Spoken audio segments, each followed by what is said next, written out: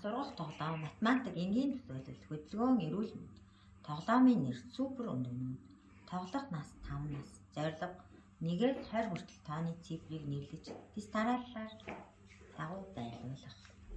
Анхаарлаа төвлөрүүлж хурдтай тоглох. Хэрэглэгдэхүүн 1 удаагийн халбаг 20 шиг. Тесний бөмбөг 1 удаагийн аяга цифр гэх мэт.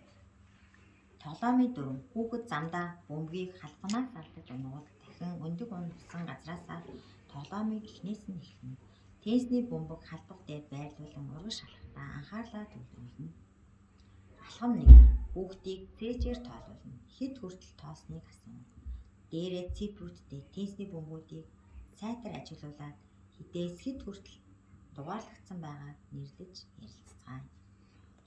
Хүүхэд сагс тесний бөмбөгийг шар сагснаас цэнхэр сагс руу байрлуулж тоглоно. За, нэгийн тоогоо олцгоё. 1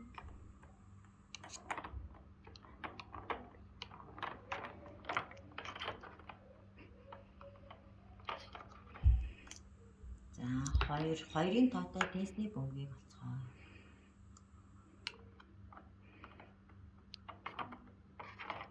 2 За, 3-ын тоогоо олцгоё. Гих мэтчлэн тоглоно. Тоглохдоо 1 минутын хугацаа заасан. Гэр бүлийнхээ хүнтэй хамт тоглож болно. Эхлээд хүүхэд бөмбөгөө тоглосон бол дараа нь гэр бүлийнхээ тоглоно. 1 минутын хугацаанд хэн хамгийн их бөмбөг цуглуулсан байгааг тоолж ялагчийг тодруулж болоорой. Хүүхдээ хөгжүүлэхийн тулд хамтран ажиллаж байгаа танд